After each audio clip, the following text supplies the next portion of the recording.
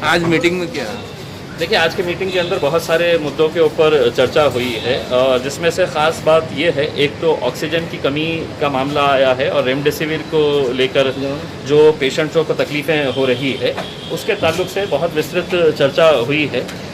एक सही बात है कि पिछले कुछ दिनों के अंदर पेशेंट्स को जो रेमडेसिविर इंजेक्शन के लिए दर दर भटकना पड़ रहा है, उसके बावजूद भी उन्हें कहीं पर रेमडेसिविर नहीं मिल रहा है। ये बात भी सही है कि हमारे ही पड़ोसी ज़िले के जालना के अंदर राजेश टोपे साहब जो मंत्री है, आरोग्य मंत्री है, वो अपने ज़िले के लिए 10,000 इंजेक्शन्स लेके आ जाते हैं और हमारे पास यहाँ पर कमी थी। लेकिन आज के मीटिंग के अंदर कलेक्टर साहब ने बताया है कि हमारे पास इनफ स्टॉक है, काफ़ी अच्छा स्टॉक है। और जो एक परेशानी हो रही थी कि पेशेंट को प्राइवेट हॉस्पिटल के अंदर जहाँ कहाँ जाना, कहाँ से लेकर आना, ये पता नहीं चल रहा था, तो कलेक्टर साहब ने एक अच्छा डिसीजन लिया है कि आज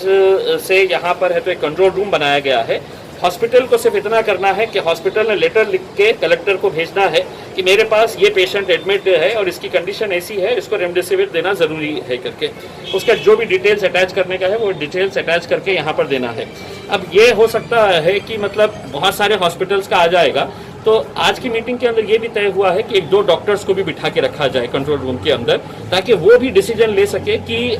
रेमडेसिविर सही देना है या नहीं देना है करके। दूसरा ये है कि ऑक्सीजन के ताल्लुक से जो ऑक्सीजन की कमी का मामला जो सामने आ रहा था, उसके अंदर एक बात समझ में आई है कि सरकार की तरफ से ये जोर दिया जा रहा था कि हमारे पास का जो ऑक्सीजन है वो धुलिया को और मालेगांव को पहुंचाया जाए करके उसमें, जबकि हमने ये कहा है कि जो ऑक्सीजन यहाँ पर अगर कमी पड़ रही है और आप दूसरी जगह के ऊपर ले जाकर दे रहे हैं, वहाँ पर धुलिया के है तो केंद्रीय मंत्री रहे हुए हैं, वहाँ पे उन्होंने ऑक्सीजन के बारे में सोचना चाहिए।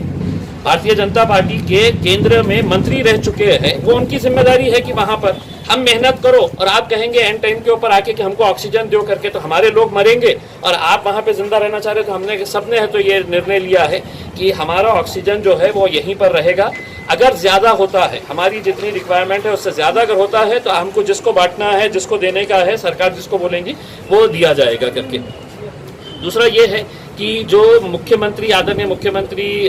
साहब ने जो फैसला लिए है कि हम गरीबों को ऐसा ऐसा इतना इतना पैसा देंगे, अनाज इतना दिया जाएगा, उसके ताल्लुक से अभी कोई नोटिफिकेशन नहीं आया है। वो जैसा ही नोटिफिकेशन आएगा उसके ताल्लुक से एक सेपरेट मीटिंग करके ज़्यादा से ज़्यादा गरीब लोगों को उसका फ़ायदा किस तरह से पहुँचाया जा सकता है उसके बारे में फैसला लेंगे। ठीक है।